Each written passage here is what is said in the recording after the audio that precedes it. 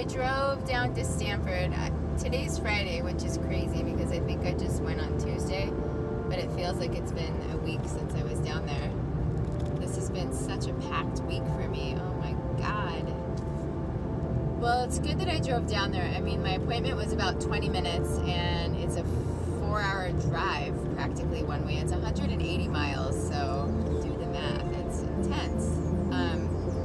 But it was really good that I drove down there because I needed to talk to the plastic surgeon again. I was trying to figure out what kind of surgery I wanted to have, and basically he laid it out for me that it's not something I need to deal with right now because no matter what, I'm having the double mastectomy November 21st. Today's October 19th, and at the time of the mastectomy, which will take about 4 hours, the oncological surgeon will do a mastectomy. It takes 4 hours. Then the plastic surgeon comes in for 2 hours, and he will place the tissue expanders. And in part, I didn't want tissue expanders. I was trying to not have that happen. That's part of why I wanted to have the deep. But because radiation is unknown, meaning the pathology needs to be done on the lymph node sample that the surgeon gives to the lab to look at, and that'll take a week to be assessed. So I'll have a week period after mastectomy with tissue expanders in my body until I know what the pathology says. So is there any malignant cancerous tissue in the lymph node in particular? So I need to have that happen. That's what's happening. And then it'll be a 4 to 6 week recovery from the time. So from November 21st, 4 to 6 weeks, that's how long it's going to take me to heal. Meanwhile, during that 4 to 6 week period, probably twice I'll have saline fills in the tissue expander. So regardless of whether or not I have an implant or whether I use my own tissue, they will fill the expanders while they're in my body and while I'm healing from the mastectomy. So that means I'll drive down probably twice, maybe 3 times during that recovery period back down to Stanford for them to fill me with the saline. Then the decision will get made. Well, actually, no. Then I'll get radiation, and the thing is, I've decided to get radiation, and I know they're not going to say no. I mean, it's just more a matter of whether or not they were going to tell me whether or not I required it. And if they said I didn't require it, and I say I want to have it, I'll be able to have it unless I had some reason why the insurance denied the request, which I don't know why they would. I'm a contender for it anyway because the original tumor was, at one point, it said it was over 5 centimeters, even though there was some question as to what the size was throughout. I heard all the way up to 7 centimeters, down to 1 centimeter. It was kind of crazy all over the place. But I'm just assuming the worst in terms of, like, someone said it was 7 centimeters. One measurement, I can't remember which measurement it was, but one of them said 7 centimeters. I think that was on palpation by feel, which was the radiologist, oncologist. So anyway, I decided to get radiology because of my great boyfriend's analogy, which he basically said, when I can't say it. I'm having a hard time articulating. I'm really tired. It's kind of funny that I'm choosing to make a video right now because I'm feeling really spent from this week. But my body's already vulnerable. I've put it through chemo. The cells have been beat up and beat down. So for me to go in and now like radiate them further is good for me and good for getting the cancer out of my body, because if I were to wait, because partly I thought, well, maybe I'll just keep radiology in my back pocket. Maybe I'm going to need that for a year down the road, or I don't know. I don't want to need that, but maybe I would, because once they radiate you or irradiate you, they can't do it again in the same spot. So if I have it done on the left armpit, that's my last chance ever to have radiation done.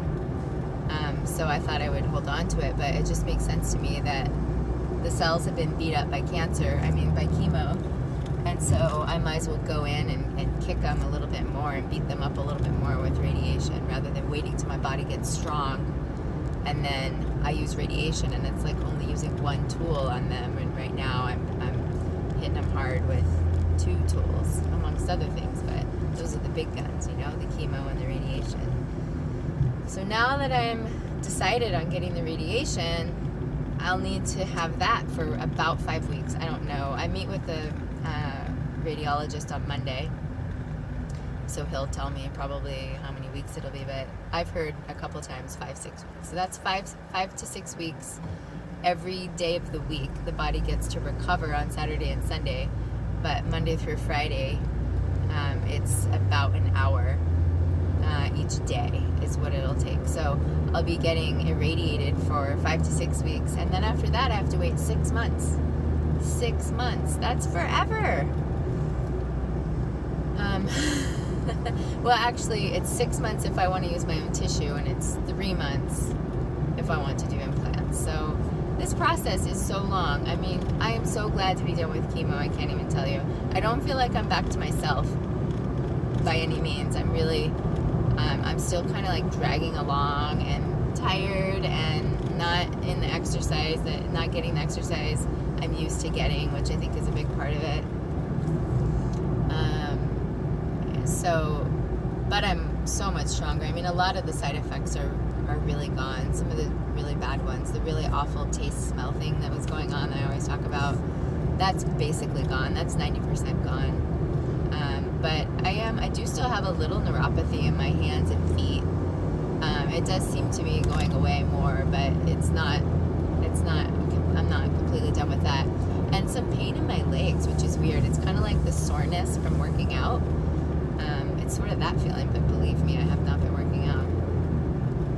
So anyway, I'm so glad that I saw the plastic surgeon again. He said 1 foot in front of the other, 1 bite at a time. I was asking him about hernias and all kinds of stuff. He's just like, don't even worry about that stuff right now. Let's deal with what's in front of you. That's way down the road. So I like that. That's sort of my motto for life, my value for life is just deal with the thing that's right in front of you and don't get too far ahead of yourself. Deal with one thing at a time. So I needed to hear that. So often we need our own advice. The advice we give is the advice probably we most need to take. So, okay, what else about that? Yeah, anyway, so I'm getting the expanders. At this point, implants or tissue, I really would prefer to use my tissue. That's the other thing. He felt my abdomen, and I didn't realize it's basically just the tissue below the belly button. So if you kind of like crouch over and grab your belly, and when I do that, I can grab all kinds of skin and tissue. It's like, get some serious handfuls when I do that. That's not how they measure it. You're standing there, and he basically just squeezed below my belly button on both sides, and it's like barely anything. I would have much smaller breasts than I have now, and I'm not comfortable with that. That's not what I want. So if it means, I think they can do tissue and an implant, so it's like a smaller implant with tissue and then fat grafting. But again, I'm trying not to get too far ahead of myself. I just need to get through surgery, and I need to get through healing, and that there's a lot that goes with that. It's a major surgery. This is not like some minor thing. It's pretty major. So I'm gonna just get myself through that, and then through discussion we'll figure out what the best course of action is. So yeah, even though I met with him for 20 minutes and I was driving for about 12 hours that day or something, 10 to 12 hours, it was really critical for me to go down and talk with him. So I'm meeting back with the radiation oncologist. I met with him a year ago. 10/22 was my diagnosis date, and today's 10/19, so I'm just 3 days away. I think that is 2022, yeah, from the year of my cancerversary, if I want to use that cheesy word. A year from the diagnosis date. So a lot has happened in a year. I had no idea how lengthy and involved this process would be. Maybe maybe for some it's not. You know, I did spend the first 6 months trying to do alternative, and in a way I lost that 6 months, you know. So, TV. I was wondering if that was going to happen. I was feeling so good about not looking at the camera and driving, which I'm sure someone's going to give me shit for. Okay. Yeah, I guess that's what there is to say. That's the update. So I've still got a ways to go.